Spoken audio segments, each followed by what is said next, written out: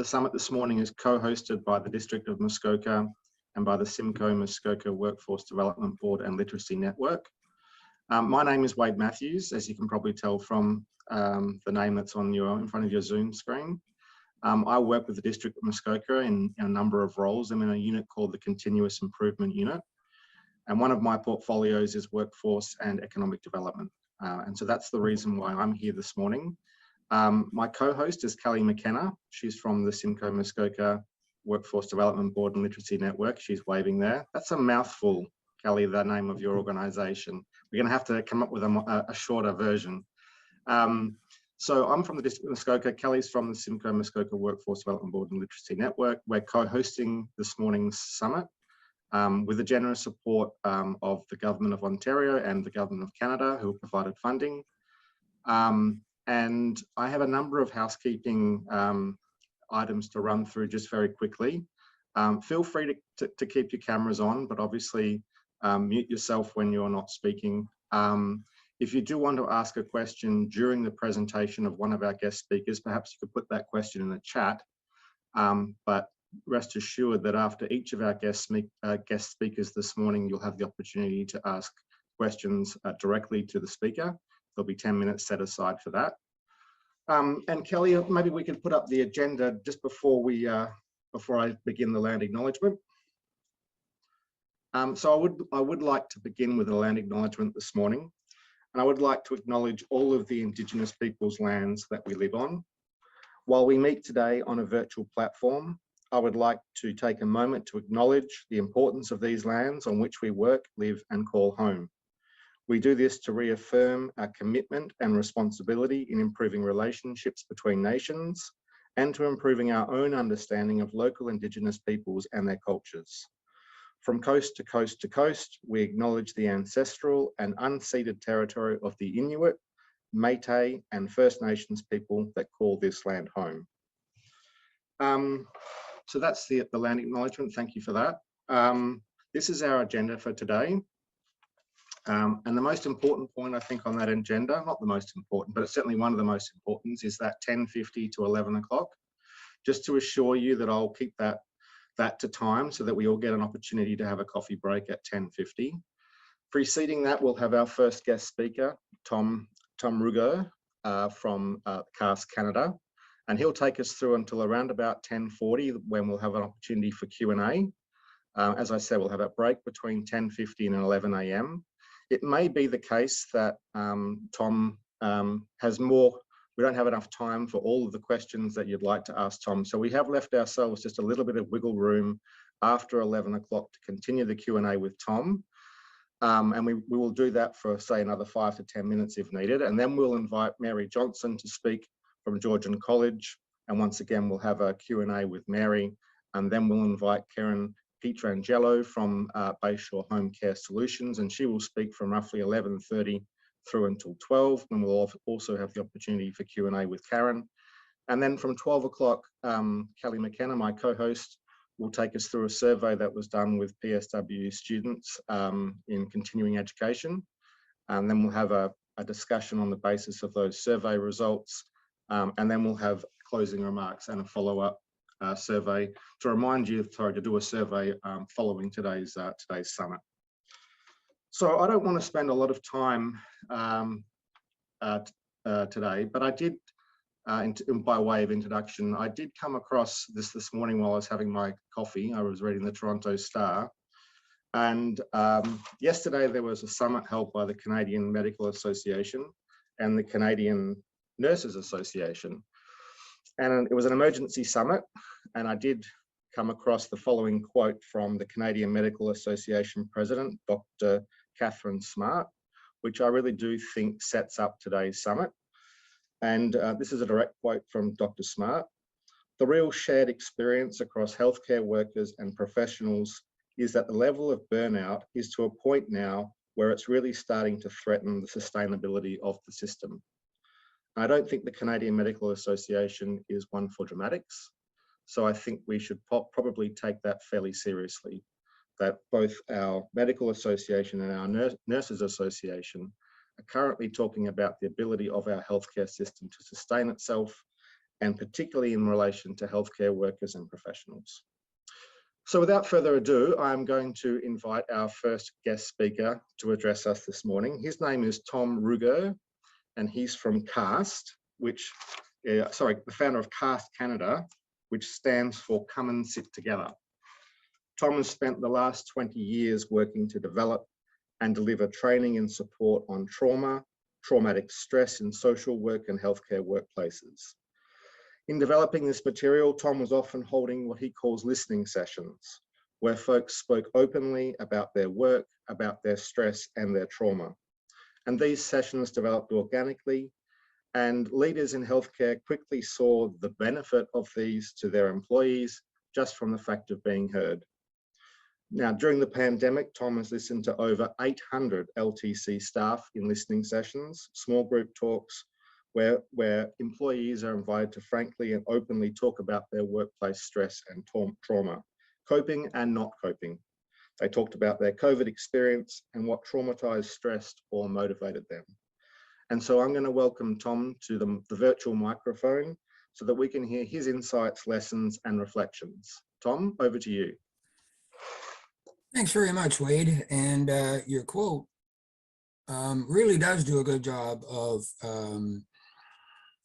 landing the importance of the work and the topic at hand today, and the work that everybody in the room is engaged in. The situation is dire, and it's not the kind where there are graphics and pictures and individuals and, to get headlines, but it is severe. The two other places, the sustainability of the system is a very serious concern, and it is what is at risk. There's a critical threshold we're approaching of sustainability. But then there's large numbers of very real human suffering.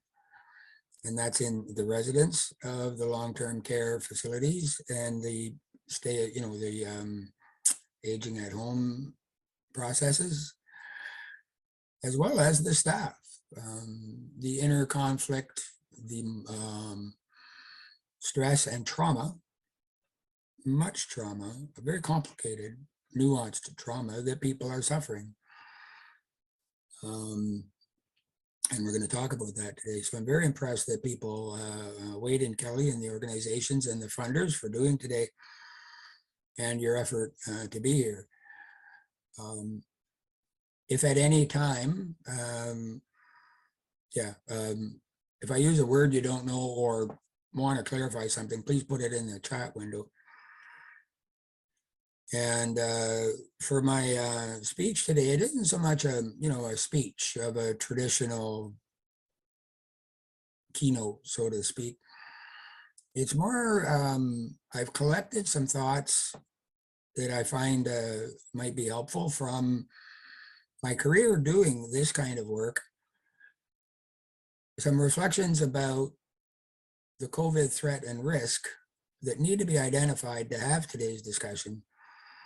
And then some reflections on, what I've witnessed and felt. And, I think the language needs to be borne witness to, that thing with respect. Wade, thank you for that introduction. It helped a lot. When we go into a center and listen, we go into any location and listen to it, it's generally a team. And that's, we listen to everybody who works with that cluster of residents or in the home. And they know that we're not from head office. We're not reporting back. We're not therapists or researchers. We're listeners.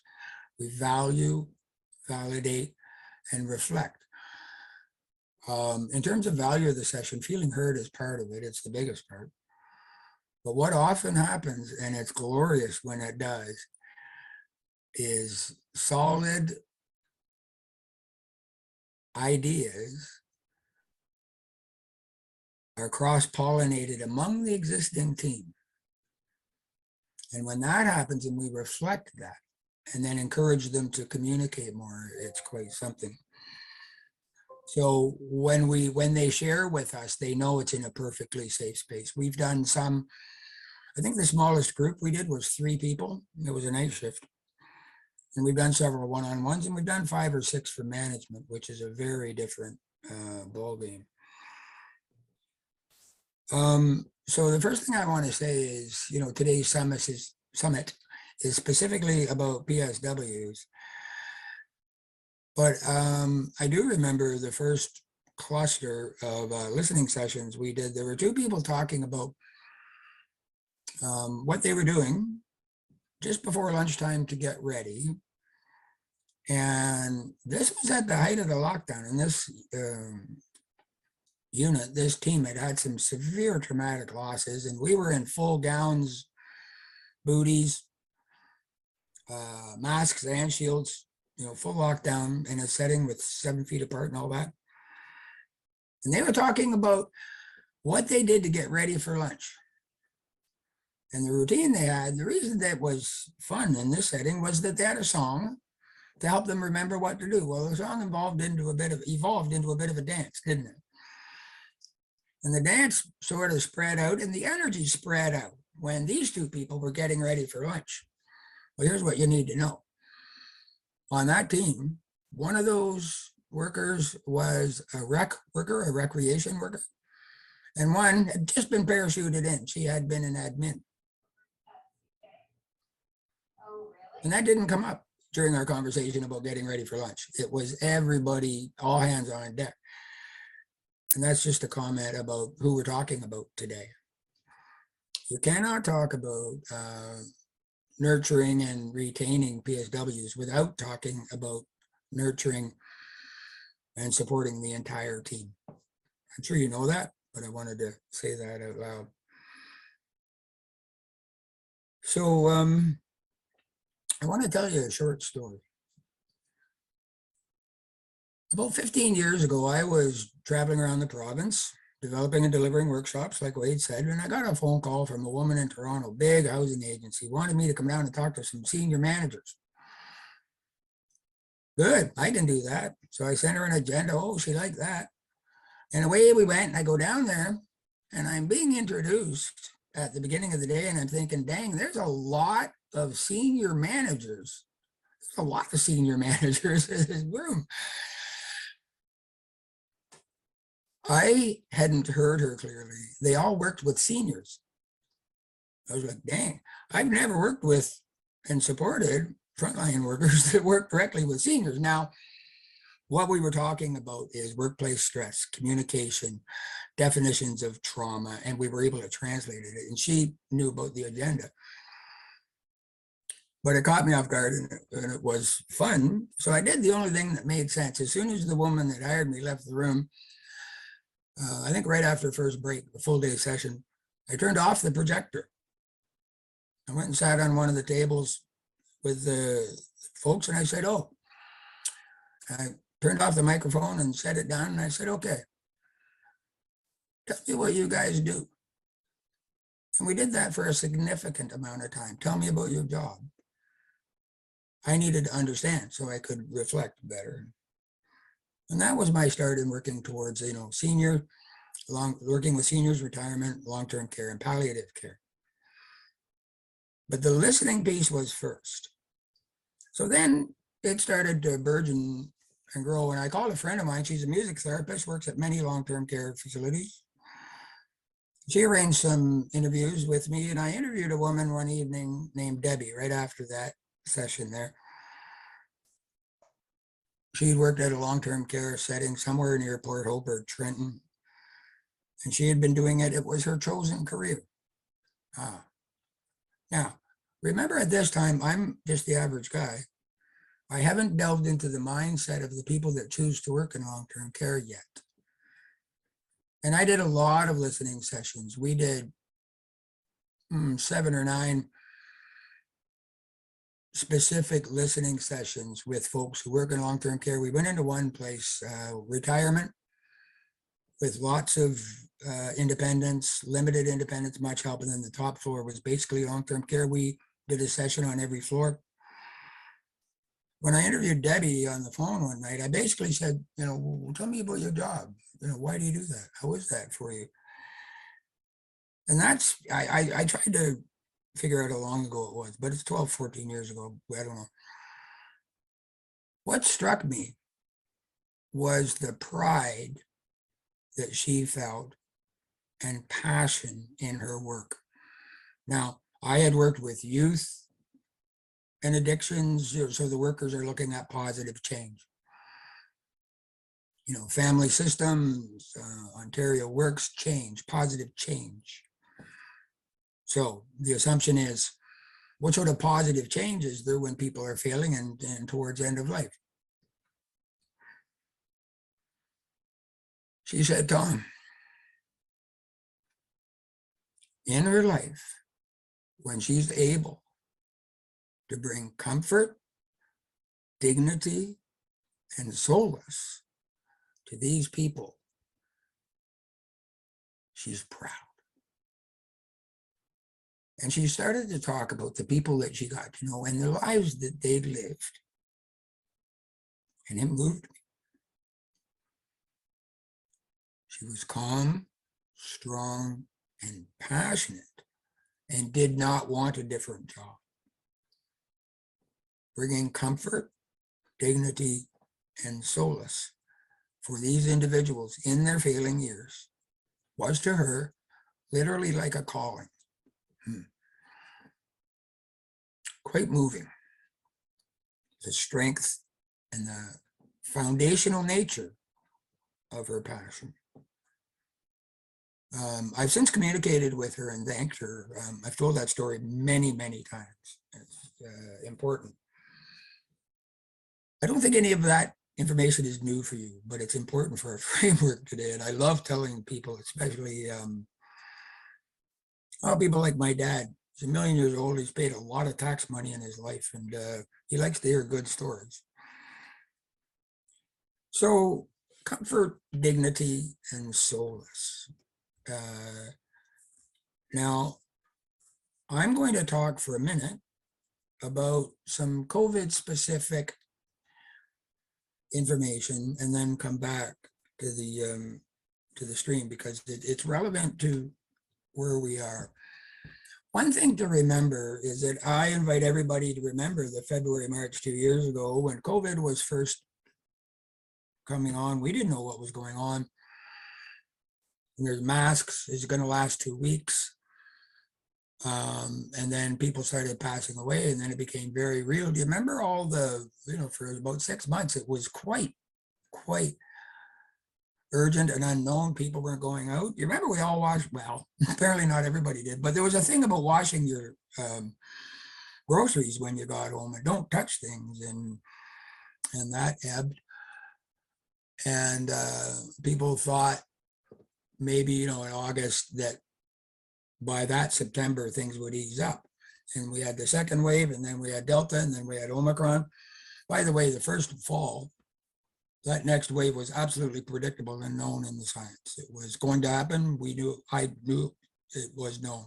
It just didn't make it into public awareness enough.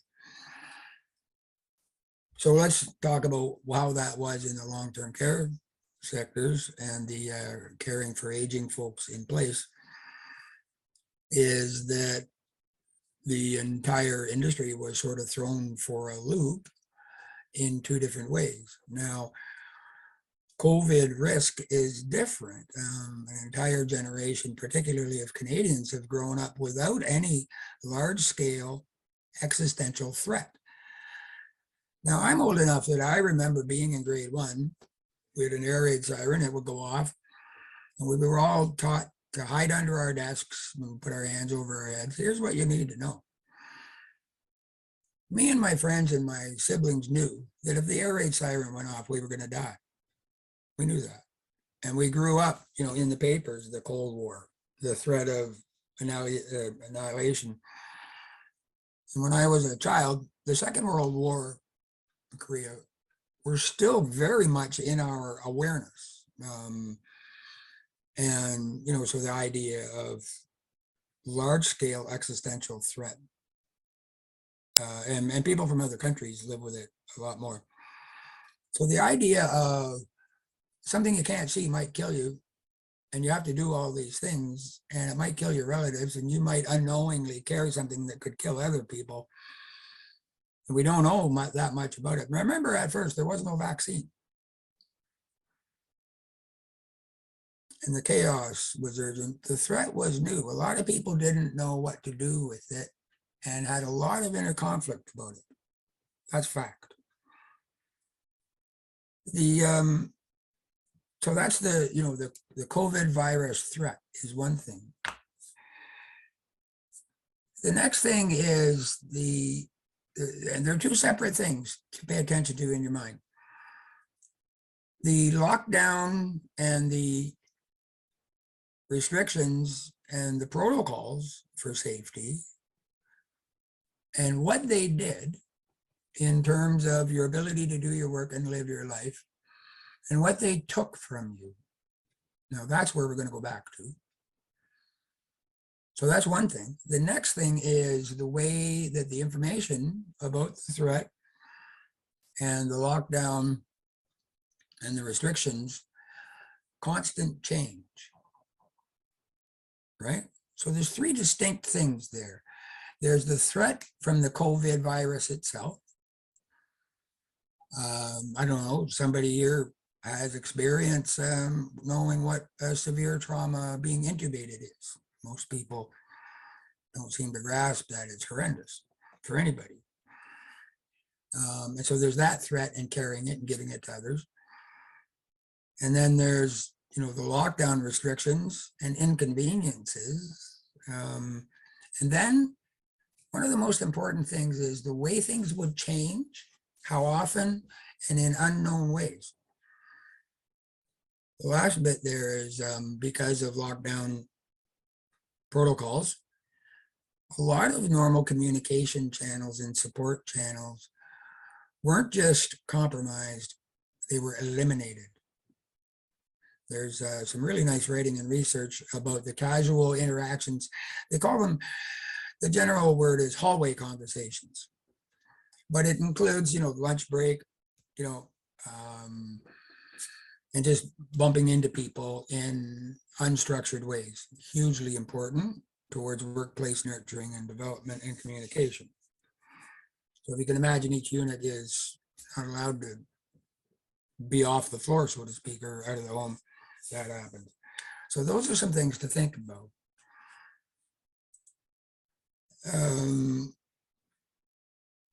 Okay. One of the factors that's true about trauma, and we've done a lot of work in workplace stress and stress management. A very important factor, you could have stress, and it's good stress. Some people call it eustress, EU. For example, if you like downhill skiing and you go to a resort, there's all the different grade hills, and you say, well, I'm going to try that hill, and you get to the top and you look down and you think, oh my God, and there's stress there, but it's what you're there for. And you look out and you can see for miles, and you're looking at what looks like a bumpy cliff. That's a lovely kind of stress. Or before a wedding, even somebody else said, you know what I'm saying? There's good stress. And then there's not so good stress of the kind, your boss asks to see you, you don't know why. Could be good, could be bad.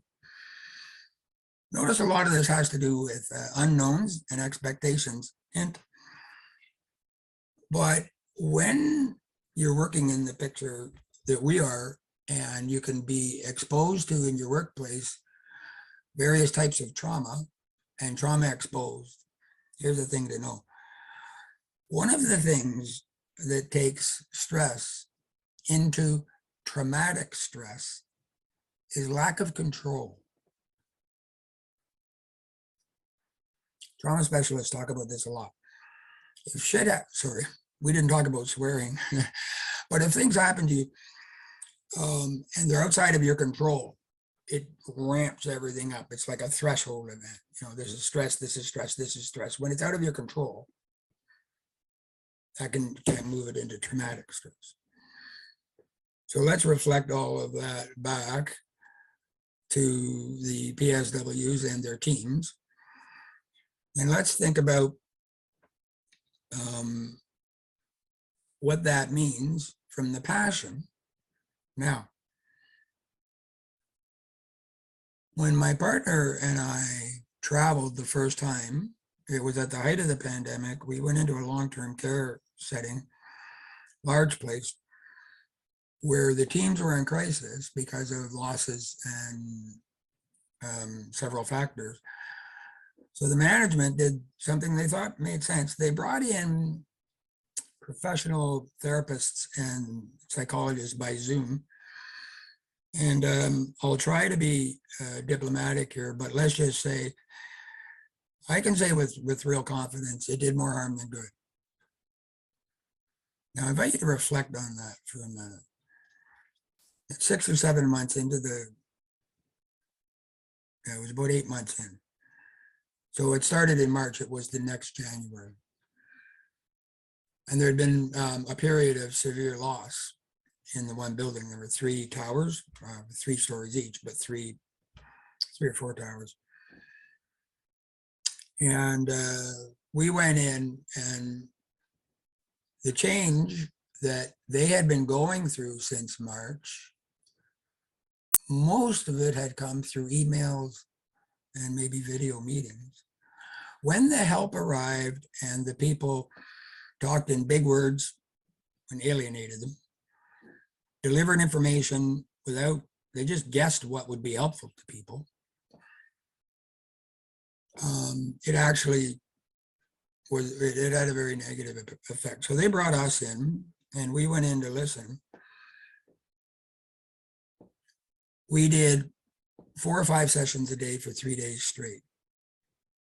We did 17 sessions in 3 days, however that worked. They're an hour and a half each. In that time, we would go into the unit. They call it, they have their own language, but we would go onto the floor where so many residents and 1 or 2 RNs and then all the staff, between 10 and 15 people per session. And you can imagine that spreads out into one sort of impression. We're coming home with a fair amount of stimulus overload, my partner and I, and a fair amount of emotion to carry. We heard a lot of good things, a lot of beauty, a lot of suffering. The overwhelming idea that came from that first session is that when we were talking to people and listening to them, as vulnerable as they're willing to be in front of their team members, their immediate coworkers, we started to pay attention after 3 or 4 for all 17.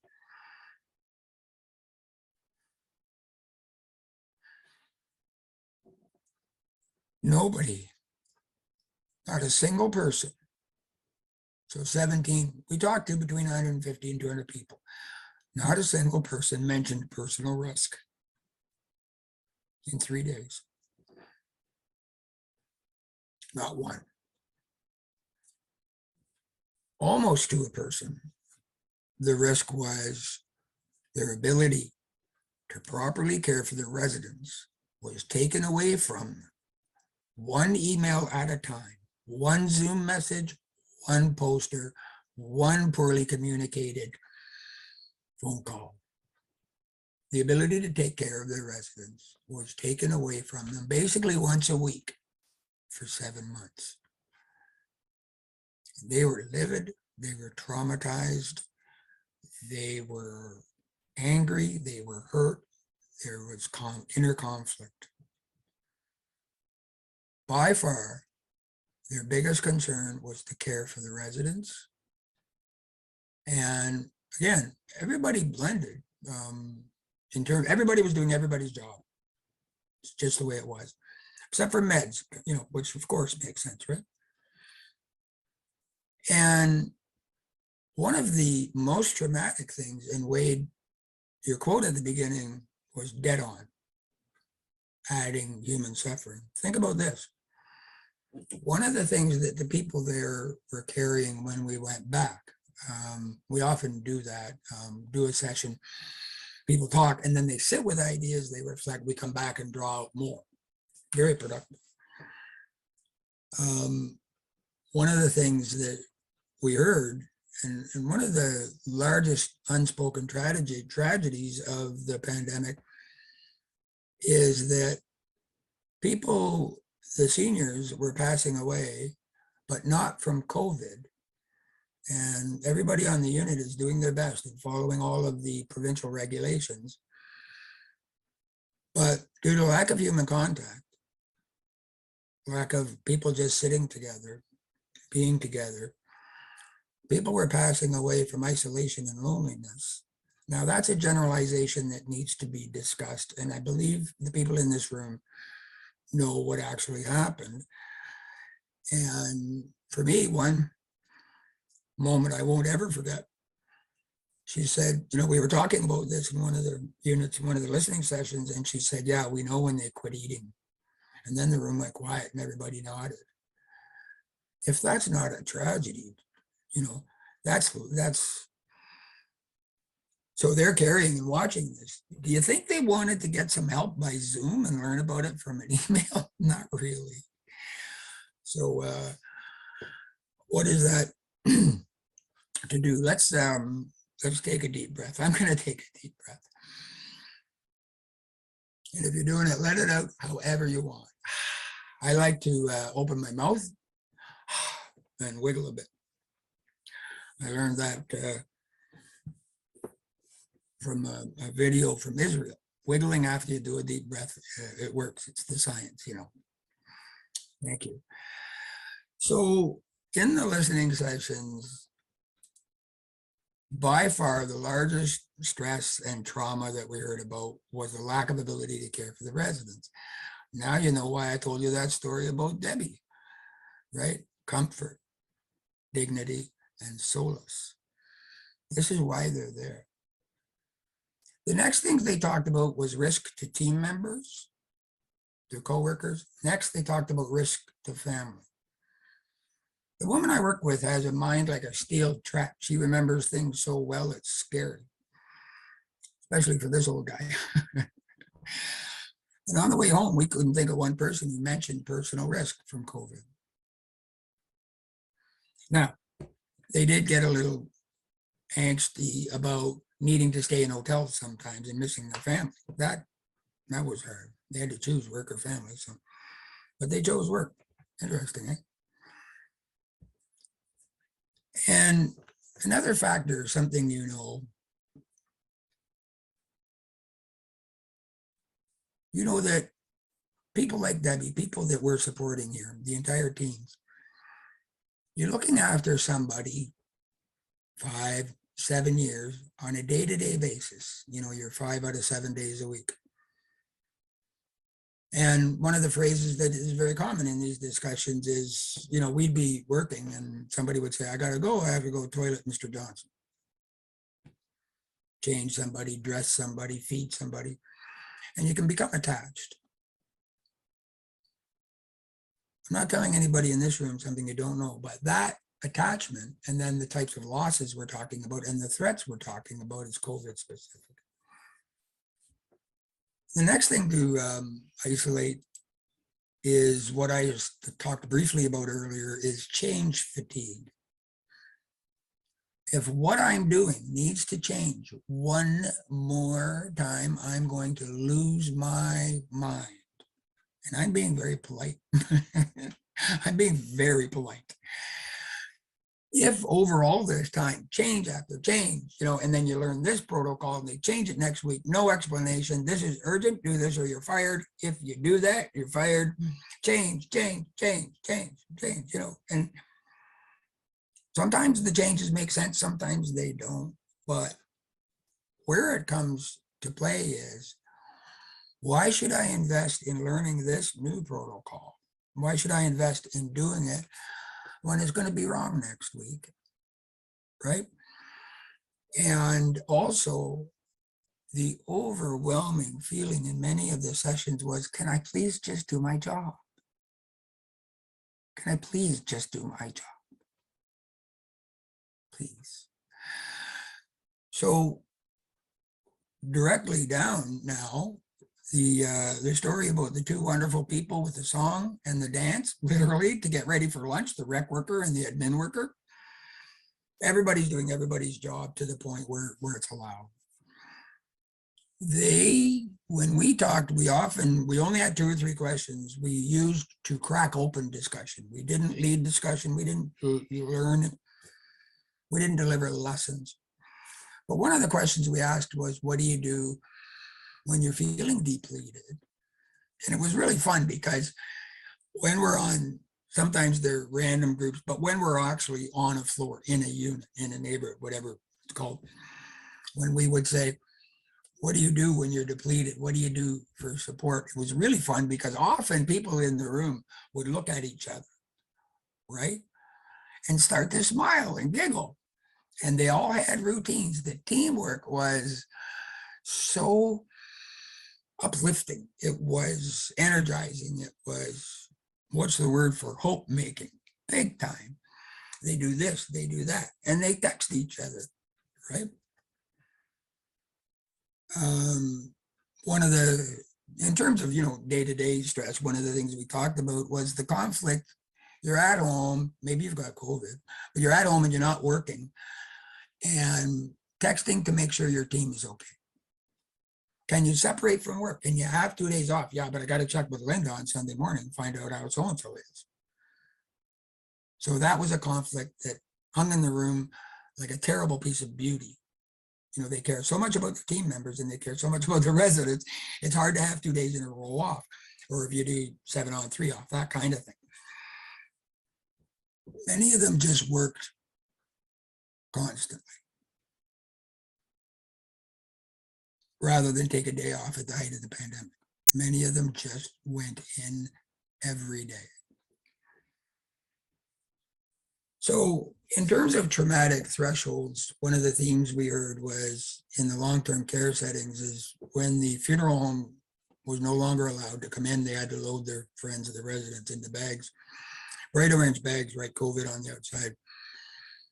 They used to have, every center has something happens when somebody passes, not allowed anymore. Out the back door where the supplies come in and the trash goes out. And that was a huge thing where some of the people had never, when somebody passed, they had never done any of this. Now, one of the things that I noticed that I think is really relevant is the openness to discuss and practice religious faith. Now, one of the things about all of my comments is until Wade and Kelly approached me about speaking today, I hadn't really spent time looking for patterns, because the listening session, the value is in letting it be what it is in the moment. And they have very different flavors, listening sessions. Sometimes particular flair issues take over the personality of a team, certain frustrations. Sometimes gratitude as a theme takes over a team. A team can have an identity and a team can have a mood. But one of the things I noticed over time is I found myself making assumptions.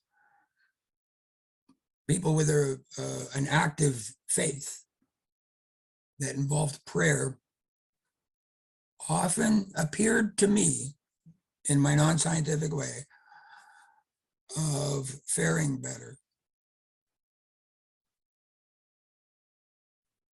Can that be relevant at all? I think it's relevant in day-to-day management of the teams, floors, and units, and the communication and what happens actually in the structure of the building. I don't know, in hiring and maintaining, retaining, I don't know, but I had to bring it up. So how does this relate to the theme of today, is reducing the suffering of the residents and the employees, improving quality of care for the residents, and improving quality of life for the PSWs and their team members.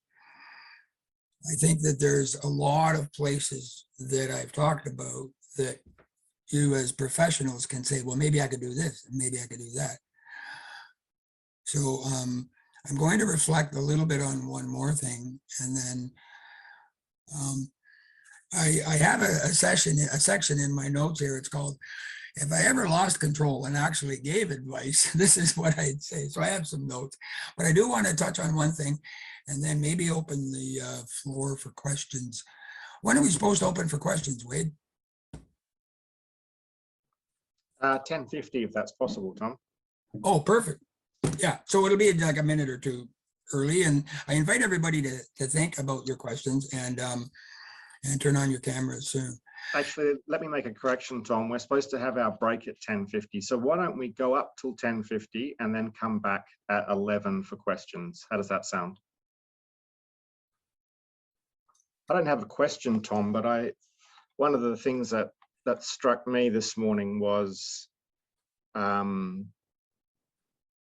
in the normal world. And I say normal, I don't work in long-term care and I don't work in that world.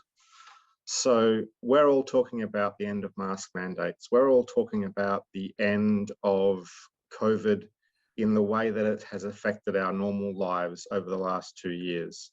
And I just wonder how PSWs in long-term care, but also PSWs in home care are taking that when their world hasn't changed in terms of the effect of COVID is very, very much real for them, while the rest of us are talking about entering the new normal. And I just wonder how that must feel for those workers in long-term care who it's not over yet. And it's probably not going to be over for some time. Yet here is the rest of us, the world, celebrating the end of COVID. So I wonder the impact of that on the workforce, because at least initially we were all with them, right? I mean, I'm not sure how much that counted for them, but we were all in it together in that sense, although it wasn't the fact that we were all in the same way. But now the world's out of it and they're still in it. Yeah, that's a good question. And the way everybody was heroes, signs on the lawn, free donuts at first, and then later being actively vilified in social media, on the mainstream news, and protests outside long-term care centers that hadn't had any problems, and then yelling at the workers as they come and go. It was sickening and very heartbreaking as a Canadian to see. So that's one thing. About the staggered ramping down the effects of COVID and easing of restrictions, and it isn't going down evenly, especially, you know, buildings with levels of care. It's very confusing. People are generally happy to keep a mask on, do the jargon in some places. Oh, I got my nose tickled. You know what I mean? The rapid test. They're generally very happy with that. What they're not happy with is, for example, the rec people, the recreation people, the occupational therapists want to move from unit to unit again, desperately. And they watch the residents thrive when they can get off their floor or their unit and mingle. And that's not allowed yet. And they're really chomping at the bit about that. In terms of their own restrictions, they're always fine with that. The trouble is when it isn't rolling out evenly, right? When it appears that, you know, these people do this and they don't have our restrictions. And then some are asked and mandated to get the, you know, the workers are being mandated to get the next booster. And they're feeling, okay, wait, I didn't want to get a vaccine, but I got one. Then I had to get another one. I got the booster, but getting another one, or maybe it's the third one, I lost track.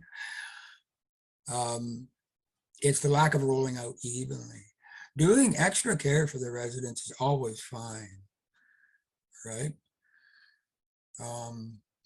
Being able to hold somebody's hand again is one of the largest thresholds in ramping down.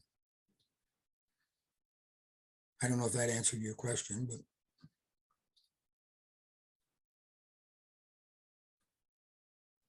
if there's 1 minute left,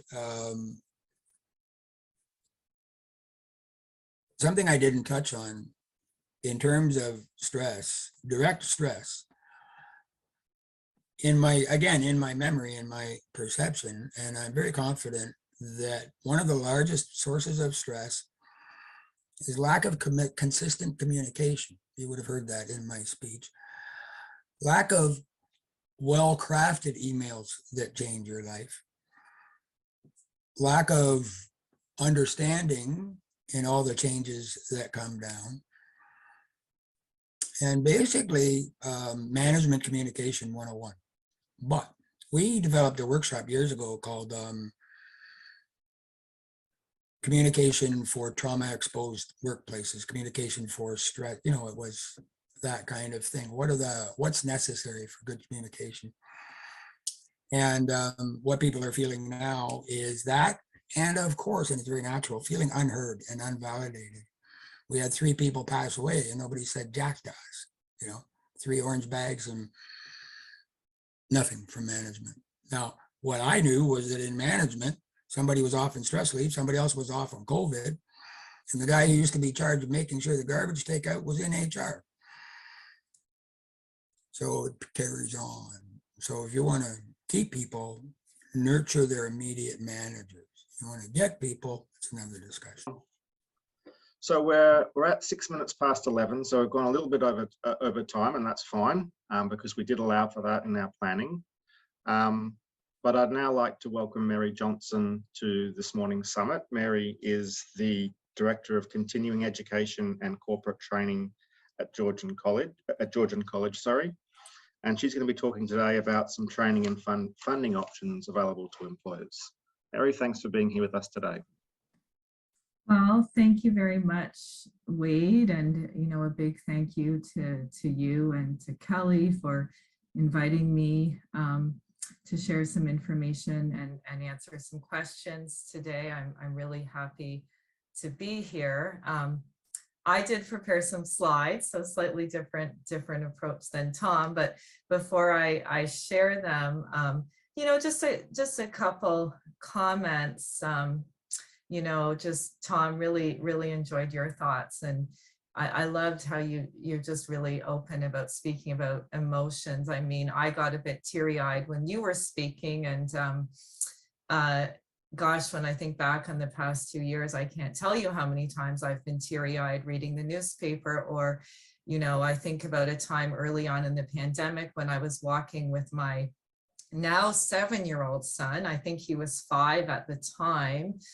My parents live in the Leacock sort of townhomes in Aurelia, which also include long-term care facilities. And we were walking by, the care home, and we could see, some of the residents inside, with their care workers there supporting them and waving to people at the street. And I'm going to get teary-eyed now, but I got so teary-eyed that day, and my son said, "Mommy, why are you crying?" And it's hard to explain to a 5-year-old, but gosh, what a challenging time it's been in the sector. So I want to say a huge thank you to all of you before I launch into my presentation, just for the work you've done, and to your teams as well, and in the care being provided to residents. On a personal note, I have an 80-year-old father in a wheelchair as well, and so I've experienced a little bit on the sort of the family end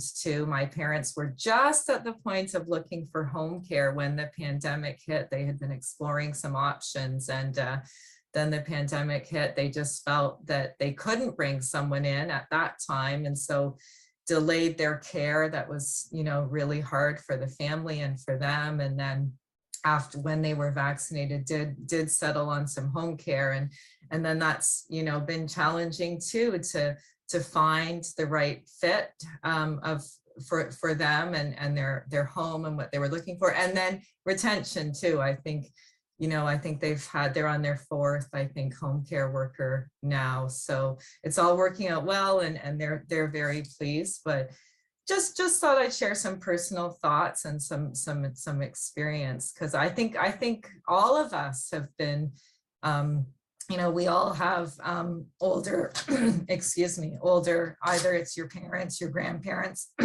aunts or uncles, or what have you. Okay, so with that, I will share my screen. So fingers crossed, because for those of you who are on break, I did share that at Georgian, we work with Teams, so it's a little bit different. And so can people see my screen now?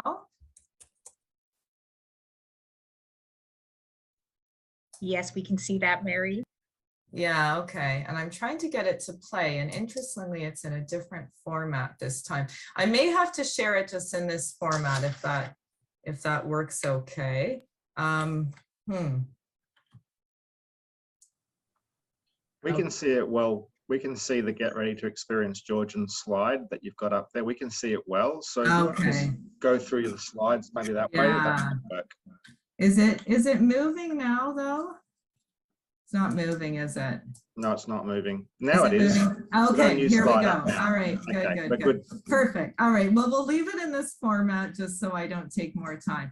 So as Wade said, I am the Director of Continuing Education and Corporate Training at Georgian. So in my department, we have a team of 12 people who work to deliver two types of programming.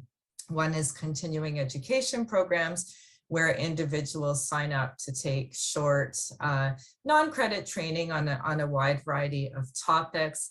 And the other type of work we do is corporate training. And I'll be speaking in the presentation about corporate training, because that is something we have seen a huge increase in demand for since the pandemic started.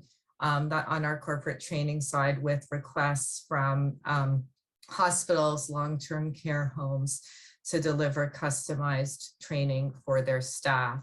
So I'll speak to a bit about that later. And then Kelly also asked me to talk just a little bit about Georgian's PSW program. So I thought I'd just start with that. I'm sure many of you are aware and familiar with Georgian's PSW program, but I'll review some details, and maybe there's some details you're not sure of, or or maybe you're not familiar with the program. So in short, Georgian offers a fantastic PSW, Ontario College Certificate program. It is a one-year program with 2 semesters. Students can complete it full-time or part-time, and it does include 2 clinical placements, allowing our students to get a real practical hands-on experience in the workplace. It's really designed to prepare students to work in long-term care, acute care facilities, or to provide supports through home care for people living at home.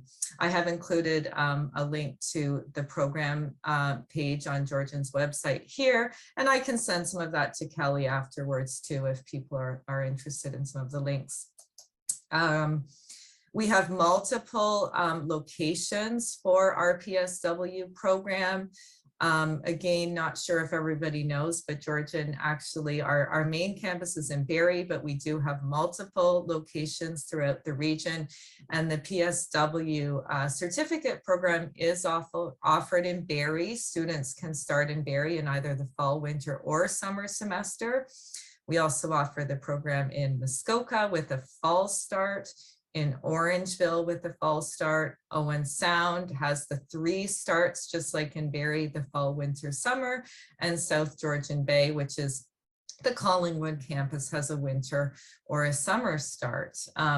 There are some admission requirements to the program. Students do need to have their Ontario Secondary School diploma or equivalent, and they must have their grade 12 English. And over on the right-hand side there, just the list of courses that students take in order to graduate from the program. So I mentioned earlier, fantastic program. There's 2 clinical placements right in the local community, giving students that hands-on practical experience. High employment rate for Georgian graduates of this program. We have really experienced faculty who bring experience not only in our classrooms, but also from work in public and private institutions. And of course, when our students graduate, they receive credentials to work in long-term care facilities and hospitals. You know, when we talk about the PSW program, there are some funding options available to students who are looking to attend the program. I'm sure people are familiar with the OSAP program, which is the Ontario Student Assistance Program. This is a financial aid program that helps students pay for college or university through a combination of grants or student loans. So some of the money, you know, does not need to be paid back, the grants, but some of it does.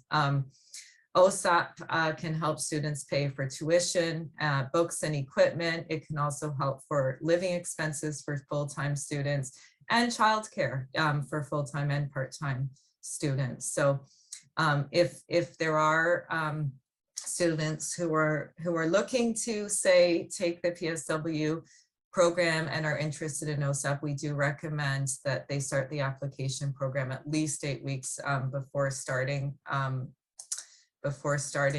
the program, so that there is time to process the OSAP applications.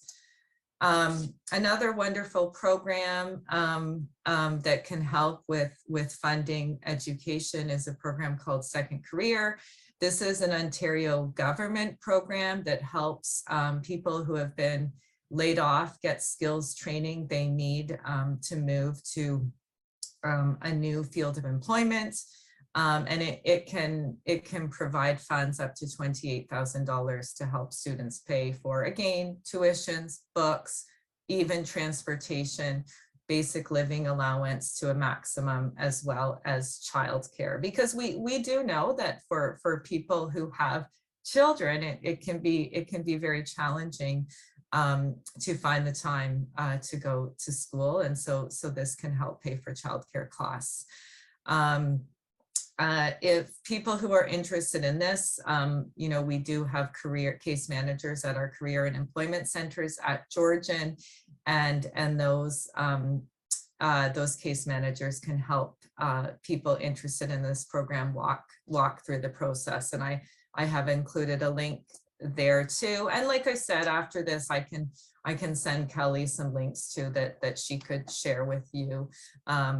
People can also email me following this as well if anyone wants more follow-up information. In addition to OSAP and Second Career, Georgian does offer a large number of awards, scholarships, and bursaries. So, you know, it can be for a variety of reasons, their past accomplishments, situational needs, or financial needs. There's more than 650 awards and scholarships available to students every year. So again, for anyone who is interested in maybe pursuing a PSW certificate, it's really worth looking into some of those options. So that brings me, I guess, to the end of the section of my presentation on the PSW program that we have at Georgian. I can't actually see the chat at the moment, so maybe I'll just continue with my presentation, and if there's questions about the PSW program or the rest of my presentation, I'll take them all at the end. I mentioned at the beginning that we've seen a lot of demand for training in the healthcare field and the care field since the start of the program, since the start of the pandemic. And in addition to that increased demand for training, the government has been really instrumental throughout the pandemic in providing some funding to develop new types of training to meet employment gaps in the sector as well. So Georgian has been involved in one of these government-funded programs, and the name of this program that I'll talk to you is the Supportive Care Assistant Program. This is a program that was funded by the federal government, and and offered through a variety of colleges across the country, actually, in partnership with CICAN, which is Colleges and Institutes Canada. So this is a program that is really designed to help people who are interested in working in care gain some of the basic skills so that they could start working in a long-term care home, filling some of the gaps. It's for people who would work in entry-level positions at care homes, so sort of the step below a full PSW. However, students who do complete the program can transition into the PSW program and get some credit for the work done through this program. It is a fully subsidized program, as I mentioned, designed to assist with labor shortages in long-term care. It is a fully online program. The training part, it's 6 weeks of online training. So students are able to complete it in their homes on timelines that suit them as well, because the training is asynchronous, meaning it's not live instructor-led training. Students can complete it at the time of day that works best for them. Following the 6 weeks of online training, there is also a 4-month paid work placement, and the payment for the work payment, that would be a shared cost through CICAN and employers. That we have been running this program actually since last summer, and it is still open now. We are getting to the point where we're going to be winding it down pretty soon, but it's open until the month of May. So anyone who is interested in participating in that program can still register. And there's more information on our website with the link that I provided here. People can even register through the website. And again, I'm happy to answer questions about it at the end or later by email as well. I'm gonna make a shift a little bit now into to talk a little bit about what we at Georgian call corporate training.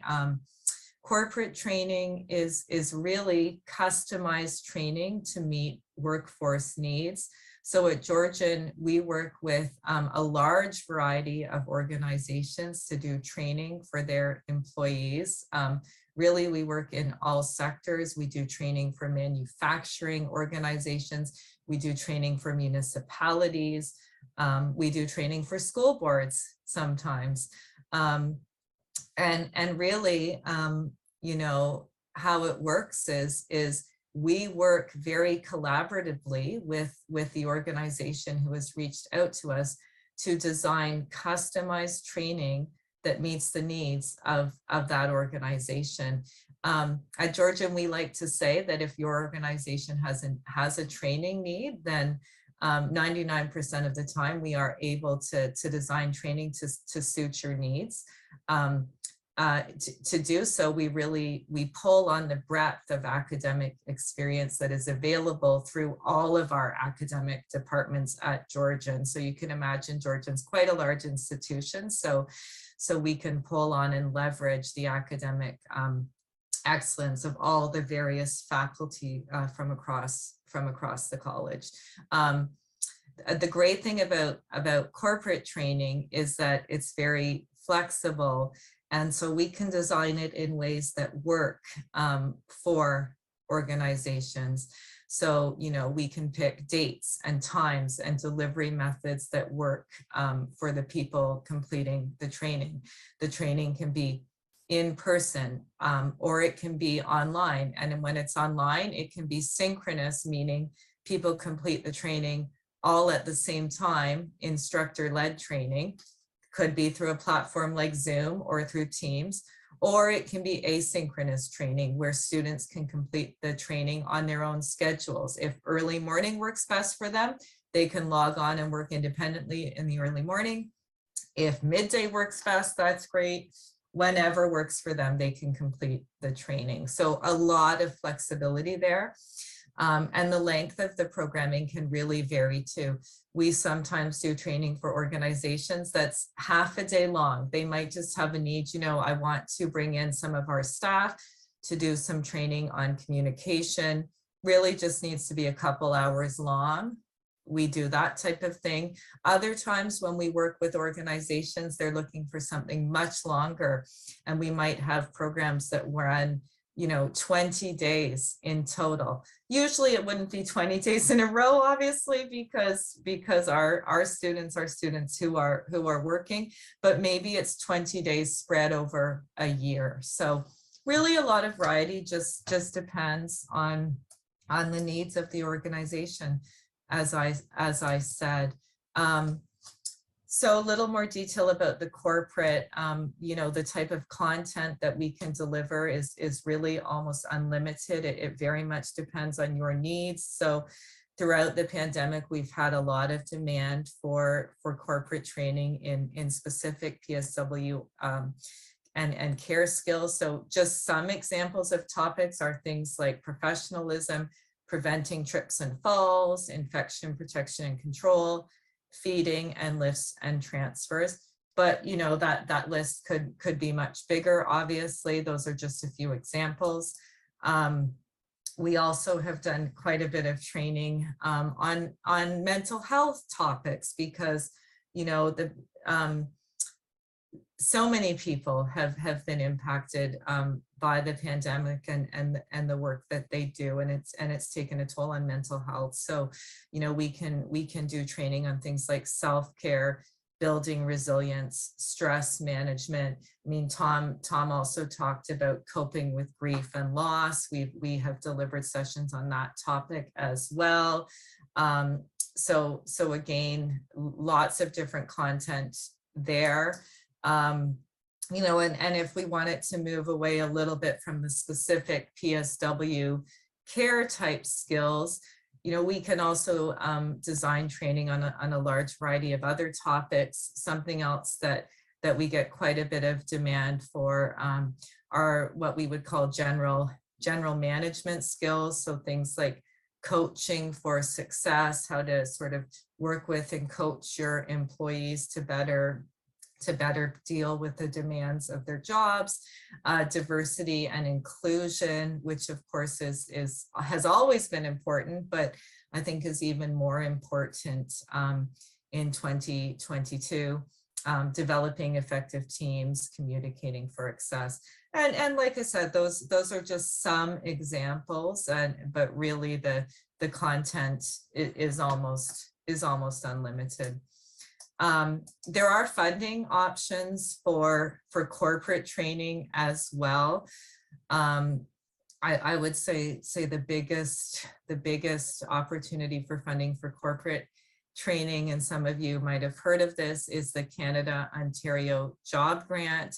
This is a fantastic program that provides direct financial support to employers who wish to provide training for their employees. So, you know, basically, employers just pick the people from their teams who they would like to have trained, and then they pick the training that meets their needs, and funding is available through this grant.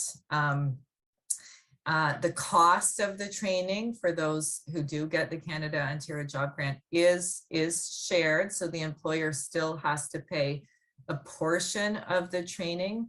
However, eligible training costs can go up to $10,000 per person. So there's really quite a lot of funding available here. And we have worked with a lot of organizations who have taken advantage of this grant, and it's been really instrumental to them to help them pay for their training.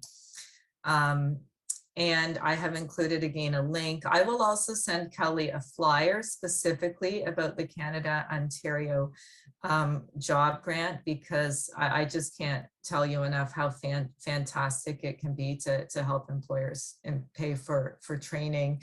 And I've also included a contact name here, because we do have someone at Georgian who can assist employers with the process or help answer some questions in advance if the Canada-Ontario Job Grant is something that you're interested in pursuing.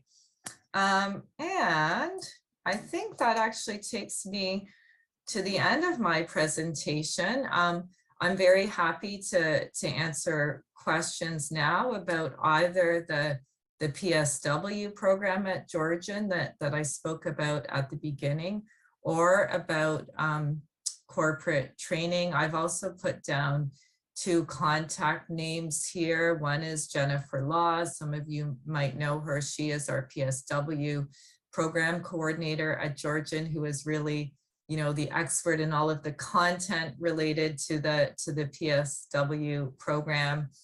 And then in addition to myself, and I'm happy to answer any questions by email after this presentation as well. Some of you might know my colleague, Tammy Del Carmen, who is a part of our continuing education and corporate training team here at Georgian. She actually specializes in corporate training for the healthcare field. So that would include hospitals and long-term care homes. And I've included her contact information here as well, because she's also very happy to answer any questions people have at a later date. And with that, I think I'll stop sharing my screen, and I'm happy to answer any questions. Thank you so much, Mary. And once again, if you want to raise their hand, I can keep an eye on things and make sure the questions are delivered to Mary. I wouldn't mind starting with a quick question, Mary, just out of interest. Is Georgian going back to a hybrid model in terms of classes, or are they going to in-person classes, or how is it going to be working over the next wee while? Yeah, well, good question. And I think like many different sectors, there's been a lot of pivots through the pandemic at post-secondary institutions as well. But I think it's going to be both, really, Wade. I think a big takeaway for people in post-secondary education is that flexibility has been something that our students have actually really enjoyed. So, you know, well, when the pandemic first hit, I think it was really hard to imagine delivering most of our training online. 2 years later, you know, not only has Georgian and many other post-secondary institutions done that, but we have learned so much and just discovered that some students actually really prefer online and the flexibility it does offer that. Saying that, there are also students who prefer the in-person. So moving forward, I think for Georgian, the key is going to be flexibility for students, where you know, a lot of our programming will be delivered in person, but we will have online options too. We have some special classrooms at Georgian that were basically set up over the pandemic, just as an example, where students will have the option to either attend class in person or attend the same class at home online. Maybe they're, for instance, a bit under the weather that day and don't feel like going to campus, or you know, maybe they have children and so, you know, they need to stay home and can't get to campus. So it'll be a mix, Wade, and with flexibility being key. One thing, you know, I realize I didn't say in the presentation too, but I'll maybe just add, and Tom spoke about this in his comments, is, you know, just the fact that for people working in care, their focus is on the residents or their patients, and so it can be challenging for people to step away from their jobs because they want to focus on their jobs. So, you know, I guess I just wanted to recognize that that's absolutely a challenge when it comes to training in the long-term care sector. It can be difficult to find the time to do it. And we certainly have worked with organizations where that has been a challenge. So usually, you know, there's not necessarily one answer that fits every organization when it comes to sort of taking time away from the job and how do we fit in the training. But I think what we've learned is that if there is training that is really needed, that we can again be flexible and work with organizations to design schedules that work best for them. Often it means quite honestly not rushing the training and maybe breaking it down into smaller chunks, as opposed to saying like, okay, we're going to do 2 days straight. Well, no, that doesn't usually work, right? So maybe we break it up into, you know, a couple hours one week, a couple hours the next week to make it work for the employees. But again, that's a customized process where we would work through with the organization and find a schedule that works best for them and that would not be too onerous for the employees to the point where they feel, oh, I just can't fit anything else into my day.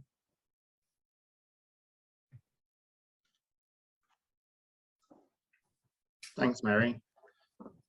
So if there's no other questions for Mary, we might thank her. I'm sorry, Wade. Sorry, Wade. Yes. There's one question. I'm monitoring the chat, and we've got a question from Paula. She's just wondering if Jennifer is the best person to connect with if they've got postings for jobs for PSW positions. Is Jennifer the best person to reach out to?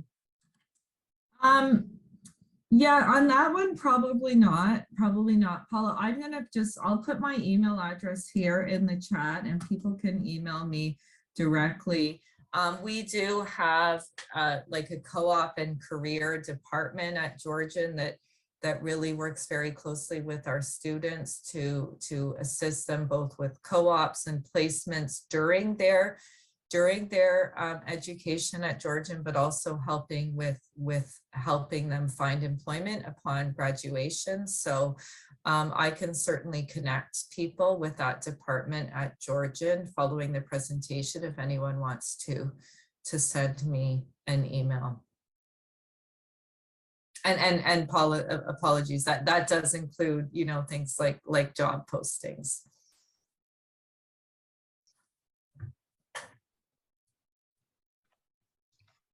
Thanks, Mary. Is there any other questions from the chat that I've missed? Kelly, sorry, I'm sorry that I missed that one. Nope. And there's one more comment just with regards to job postings, just to notify everyone, of course, the Employment Ontario service providers in our region can also assist with any postings. So that comment just came up.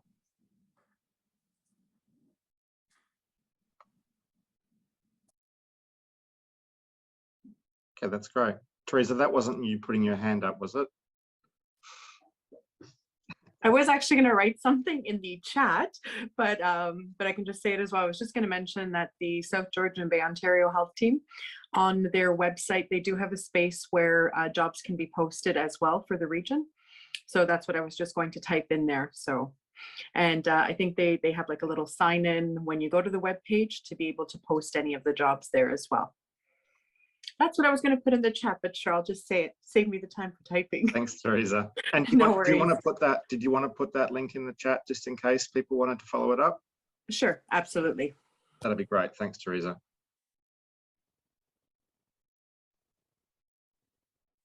Okay, well, I don't think there's any more questions, Mary. So once again, I'd just like to thank you very much for your contribution to today's summit, and wish you all the best. Thank you, Wade. I was very happy to be here. That's great. Thanks, Mary. So now we're moving along to our third guest speaker, and that's Karen.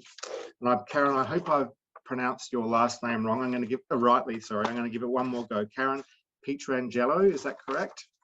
My God, Wade, I actually had a note to thank you for doing such a brilliant job with the last name. Thank you very much. I'll work very hard at it. So Karen is from Bayshore Home Care Solutions, and she's the Community Health Worker Program Director And I think this morning she's going to be talking about some real life examples of workforce solutions in long-term care. So without further ado, I'll hand the virtual microphone over to Karen. Thanks very much, Karen. Oh my gosh, it's my pleasure. Thank you for hosting. Kelly, thank you for the invitation. It's a pretty dynamic position that I'll go into in just a second, but I wanted to start just by giving you a little bit of an essence of who I am and where I came into this. So after 29 years in progressive positions in acute care, I left my job in acute care to help take care of my aging parents in Exeter, Ontario. For those of you that don't know where Exeter is, it's about 40 minutes north of London. I live in Niagara Falls. So I left my job in acute care to start teaching, which I've always kind of done in the background, but started teaching at a private career college in London to give my parents some extra support. My dad had dementia at the time, really hard on my mom. We had some home care solutions, and so hats off to the people that were an extension of our family. So to you and your teams that provide that in-home care. It's not just your caregivers that make a relationship with the clients that they serve. We have a relationship with the caregivers, and I'm so very, very thankful to be that extension of our family. Moved dad into long-term care right before pandemic hit. And unfortunately, you know, as Tom was saying, he was an unfortunate consequence of the isolation, and it wasn't the COVID that killed him. It was absolutely the isolation that brought a speedier end to his life. COVID hit, couldn't go see mom anymore, still needed 7 days a week care for mom because now we needed to bump that up because I was no longer there. Mom's health gradually deteriorated and is now living in a retirement community in London. But like many of you, it's been a long time since I've seen my mom and been able to hug her safely. They're back in lockdown again. And as you know, so that parallel way that you were talking about easing the restrictions, it's coming at the same time that we've been informed that there's 9 positive cases in my mom's setting, and she's back in her isolation in her room again. So, you know, very, very passionate about the caregivers in our communities across Ontario. And so it's been my privilege to support the program at Bayshore because I feel like I'm giving back and I'm affecting some positive change in a way that I can from my little home office in Niagara Falls. So I'm going to go into a little bit about what we do, but please know that I am so very thankful for our frontline workers, whether they're in long-term care, if they're in community, and they're in hospitals. It's such an important role for keeping our folks out of acute care and letting them live, because if it's not for our seniors, we wouldn't be in the jobs that we're in now. You know, as you know, a woman that's been granted post-secondary education, I am so profoundly thankful for the people that that did the heavy lifting before me so that I can work and thrive in my job now. Can everybody see my screen? Perfect.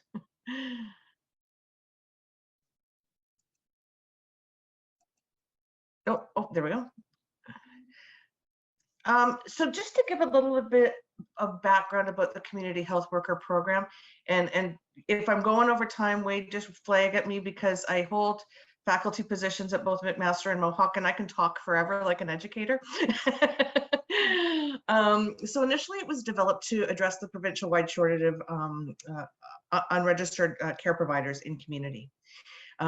Originally it was developed in Cornwall as a pilot in 2019 to address the desperate need. I think the most recent stat that I saw was in January of this year, there was over 6,000 folks that were not receiving care in their homes, not being able to be discharged from hospital because there was no safety net for them back at home, or they couldn't get into retirement homes because of outbreaks or restrictions on admission to those. So we saw our hospitals really getting overwhelmed.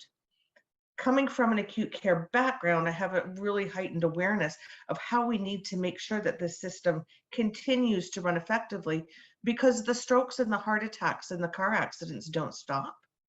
And so making sure that we had that support out in community to support our folks is something that I've always been quite passionate about.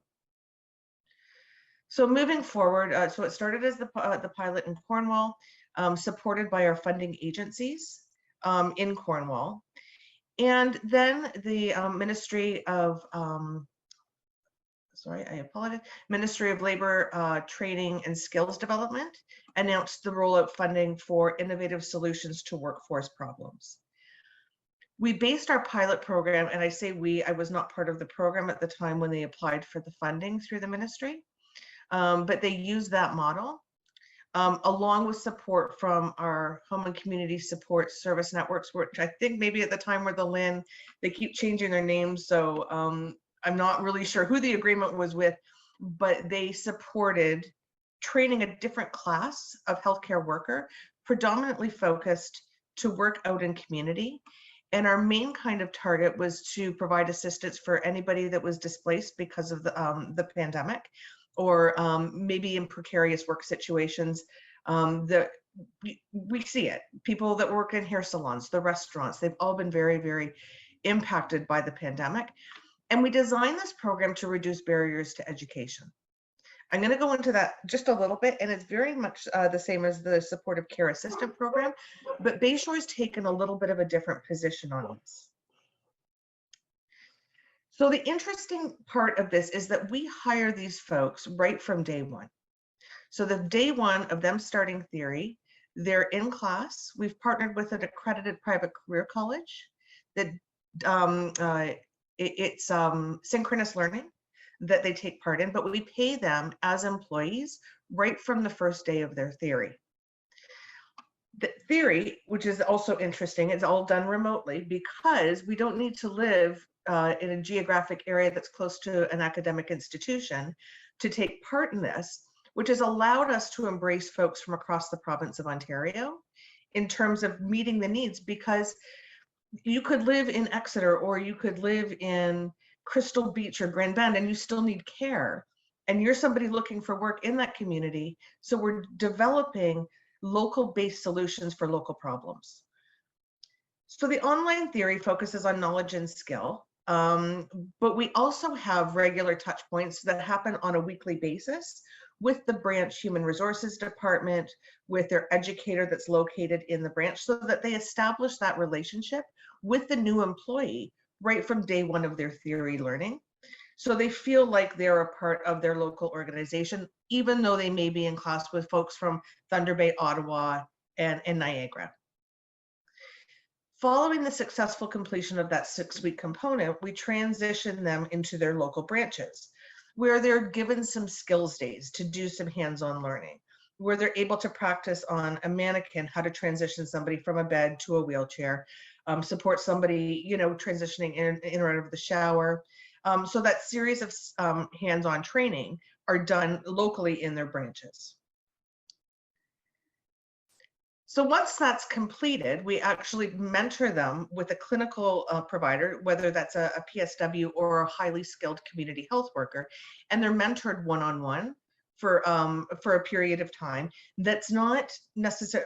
There's 80 hours that's involved, but it could go beyond that if there was more solidification of skill and ability that was required. So we partner that, and that just speaks to the mentorship as well as growing the existing employees to show them that their skills have value, and that they're, they've gotten to that point where they can mentor somebody else. At the completion of that, there's a formal evaluation of skills and knowledge that's necessary for them to then be determined completed from the program. And these delegations are possible under the College of Nurses and the of Ontario guidelines. So, all the boxes are ticked, and we make sure that we do this in a safe way. And we've developed this kind of program for folks that may not be either academically inclined, or they're not able to take that break of 8 weeks to go to a theory program, so that we make sure that they've got a source of income while they're learning, but also feeling well supported from hopefully their long-term employer. Following that, there's a probationary period where the CHW works independently in the community, but it's not done. So, at the end of this, we're just going to send you out, to the world. There's regular touch points during that period that are done both with the branch educator as well as their preceptor that they were mentored with one-on-one. kind of a testament. My sister took the program, and she still connects with her former preceptor, and she'll say, oh, I have this person and I don't think that you know the skill. Do you want to come out and see it? So that my sister can learn out in real time what that kind of looks like for providing care. We also work at the end of that probationary period to make an individualized learning plan, so that if they're looking for more specialized education or knowledge around palliative care or dementia or brain injury, those kinds of things, we work with each of the individuals to develop that individualized learning plan to make sure that they're getting the education and learning what they would like to know for their jobs going forward. So it's been absolutely my privilege to be able to kind of lead this crazy machine. We've been able to affect positive change across the province of Ontario.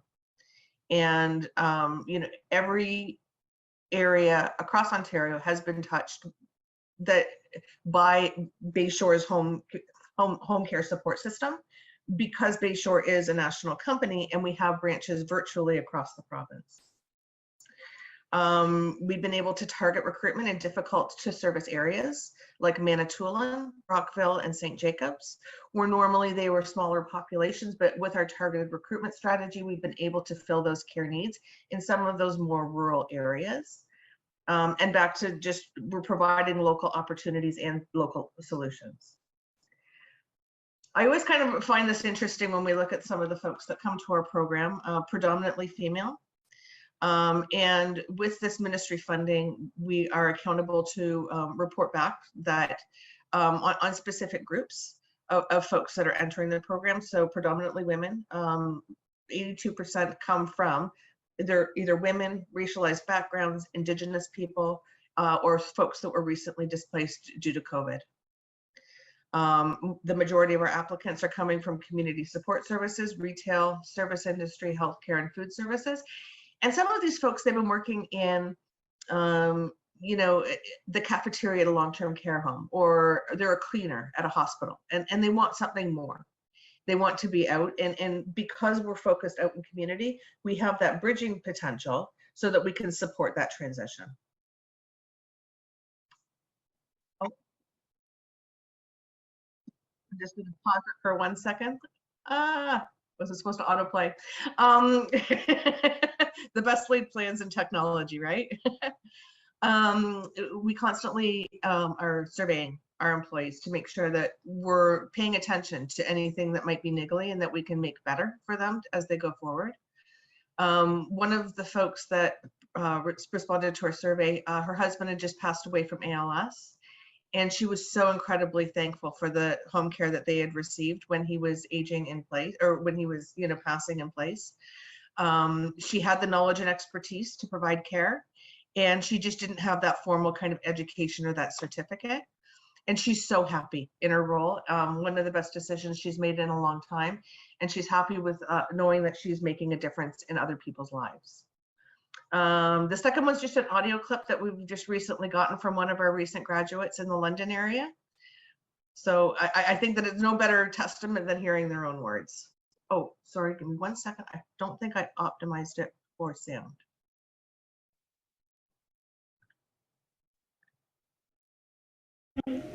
Everyone who I've had contact with who is part of the Bayshore team has been just lovely, wonderful humans who really have a vision and a passion for caring for humans, and again, just seeing that kind of vision and that kind of passion and feeling it jive with my spirit was again an affirmation that this is the right thing for me. And there's so much support. Even after doing my practicum and my training, still having people reach out to me, people who are leaders of the Bayshore team, still reaching out and saying, anything I can do to support you with, do you need this, do you need that? And, and the schedule works around what my schedule is, and the clients are fabulous. It's just wonderful to go into people's homes and just say, what do you need? How can I help you out today? And it just brightens their day so much. And to be able to have that kind of impact on people when I go out into the world, it improves my quality of life. I just kind of wanted to wrap up, with some successes. The program has proven to be a program that helps staff, clients, branches, and overall the company. And it's been my privilege. We have positive feedback from employees, positive feedback from clients, constant process improvement strategy. The one thing that I would kind of warrant challenges, Bayshore has a solid reputation providing excellent client care, not so much as an educational provider. So that's where they kind of brought me in, because I had that background in education, to kind of lead that and figuring it out. So I'm just going to kind of go over to the chat. How you work with participants who have essential skills challenges and need upgrading in core skills to be able to handle the course. I don't know, Stephanie, can you maybe expand on that about the essential skills piece? I'm not sure. Can people hear me? Yeah. Okay, good. That's unusual. I usually need something else on my side. Just wondering if people need, like, if they don't have the level of numeracy skills or communication skills or digital skills or any of the other things that might be needed just to handle the coursework, do you connect them with upgrading, or do you have someone that can help them so that they can handle all of the course material? So the interesting thing that we found, or I've found along the way, Stephanie, just kind of as a segue to that, I supported the accelerated PSW program at Mohawk College back in the spring, which many of you are familiar with that initiative. We have small class sizes, Stephanie, so we work definitely one-on-one. You don't need to be academically inclined to be caring and compassionate and to be able to help toilet somebody or shower them or provide that personal care. So as opposed to the PSW course, which is a little bit more rigorous in terms of the academic achievement, we focus more on the nature of care that's being provided. So that being said, anybody with maybe less than a grade 10 might struggle with this, but we definitely do one-on-ones to get them up to speed with how to connect with Zoom. How do you record yourself to do a presentation? We have varying levels of academic achievement that are in our courses. And we've honestly really found that a lot of folks, not a lot, but a portion of our folks, it's either been sometime since they've been in school, they've never done any post-secondary learning. So we work with them to support them during that period of time, because again, you can't teach somebody how to be empathetic and caring, and to Tom's kind of words, how to be selfless and not be a calling, because working with seniors in their homes is absolutely a calling. Okay, thank you. Welcome.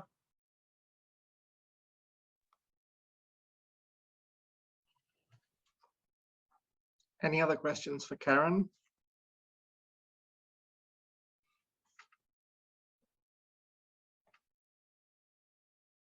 I'm not seeing anything. Is there anything in the chat, Kelly, that I might be overlooking? No, we did have a little bit, somebody was just looking for the South Georgian Bay Home Care Assistant link, and that has been shared in the chat. I just noticed too that Paula's just asked Karen to share her email with the group, if that's okay, Karen. Absolutely. Thank you so much. Thank you for the invitation. It's my pleasure. Yes, and thank you for your presentation this morning, Karen. That's wonderful. Okay, so if there's no more questions for Karen, I'm now going to invite my co-host, Kelly McKenna, to take the virtual microphone, and she's going to be talking about some survey results that she conducted with PSW students. Kelly? Yeah, that's great. Thank you, Wade. So thank you, everyone. Wow, I've been through tears.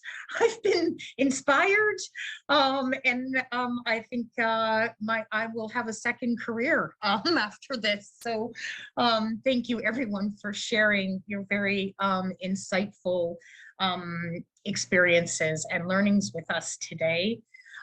Karen, I thought it was very interesting, your community health, healthcare worker characteristics, you know, that they're women, or newcomers, are displaced from COVID. And I just thought that that demographic sort of overview was really interesting. And one of the things we experienced in our stakeholder engagement was we were asking, you know, the employers, how can we help you more? You know, what information could we garner from our networks that would help you, you know, do your jobs better or easier? And one of the things that a lot of the employers came back to us with was, I'd love to know what the students are thinking.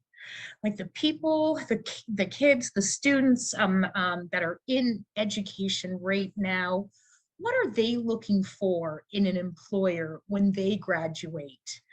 And so what we did was we reached out to our community partners at Georgian College, as well as the Simcoe County District School Board, who both run PSW courses and currently have students, you know, actively taking their degrees. So we worked with the teachers and asked them if they could distribute a little questionnaire to their students about what they were looking for in an employer once they graduated. We had 43 respondents, and again, these are all students currently enrolled in a PSW course. And they gave us some interesting insights. So we asked them first that if they were offered PSW jobs and the pay was exactly the same, what would be the next thing that would determine their choice of an employer? And interestingly, the number one thing, if pay is equal, is that flexibility around scheduling was the key option for them. If pay was equal, flexibility around scheduling would be the next thing they would want from their employer. The interesting thing was dental health benefits, pension benefits actually came after flexibility around scheduling. And then when free training opportunities by the employer was the third most important thing on that list. Opportunities for promotion and workplace culture kind of were second place and almost tied for. So the next thing we asked the students was, would you be willing to accept a position that was casual or part-time to begin your PSW career? And the majority of them said yes. So, you know, a part-time position, casual position, early out of the gates for them after graduation seems to be something very acceptable for them in their career choice. When we asked them then, well, how long would you stay in this casual or part-time position if you really wanted to achieve permanent employment? Less than 6 months was definitely the strongest response, but as well, people would be willing to stay up until a year's time in a casual part-time position before they would be offered a full-time position. The next question we asked the students was, what factors would encourage you to stay in the PSW position? So here we were really trying to get at that retention, you know, what would make the PSW students want to stay in your organization? And here is where, of course, the pay came out strong and very clear. So we recognize for them that pay is really the most important thing. But then benefits was a second choice, and shift flexibility was third. So we're really kind of seeing those reoccurring themes, flexibility, benefits, and pay sort of always rising to the top. But we also wanted to kind of just explore some other, retention issues like, was it important to have management and employee relations, good relations with management? And that seemed to come out really strong as well. And I think that came out with Tom as well. And the importance of keeping that open communication consistent with your employees would really help to build those employee relations. And it was the most important thing for them. On the job training was the fourth thing, with shift security and fun, organized social stuff really being the least important, I suppose, to the students. When we asked them where they were hoping to work, most of them, I believe because they are also studying in Simcoe County, which we just clarified was Barrie, Midland, Collingwood, sort of, etc. That was, the majority of the students were looking for positions, probably because they're also studying in this area. But it was just Muskoka, GTA, and then other.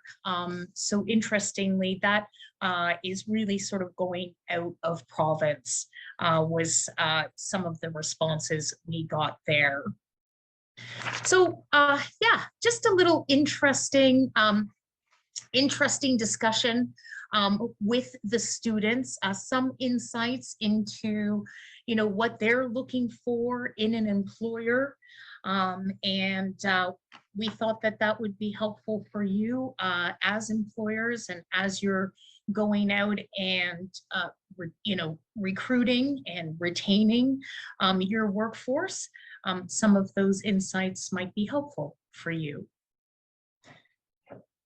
So I don't know, Wade, I'm happy to open it up for discussion at this point, and or any questions related to any of the speakers or any of that information I shared. So is there any questions for Kelly in relation to that survey?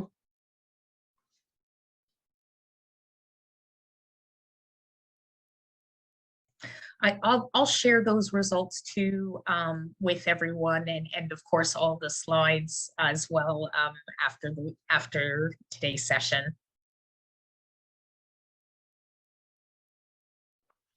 Just flipping back to a request from Paula. Karen, would you be able to put your email into the chat? I'm not sure, I can't see it there, so it might have just gone to one person rather than to everyone. So I just wondered if you wouldn't mind sharing your email with everybody.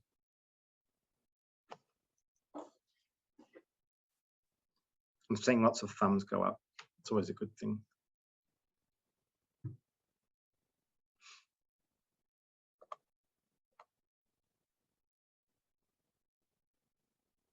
So Kelly, I'm not seeing any questions. So this gives us an opportunity basically to wrap up this morning's summit, since Kelly was our last agenda item. So it probably just behoves me now just to, unfortunately, Tom's not here with us. He had to take a 12 o'clock meeting. So I want to thank him, but I will thank him in his absence for his contribution to this morning's summit. I'd also like to obviously thank Karen and Kelly and Mary from Georgian College for their contributions to this morning's summit. Once again, to also thank the District of Muskoka and the Simcoe Muskoka Workforce Development Board and Literacy Network. We're going to have to come up with an acronym, Kelly. I'm not sure what we're going to call it, but it's got to be shorter than that. Just one comment in from Kelly in the chat is that we, if you wouldn't mind completing the survey. It's important for Kelly's deliverables and also for my deliverables at the district that we get some response to something like today's event. So if you wouldn't mind just taking a minute to complete that survey, that would be fantastic. I don't have anything else to add, Kelly. Do you have anything to add? Kelly's on mute. Sorry, wait. No, I have nothing else to add. And always happy to give people back their time.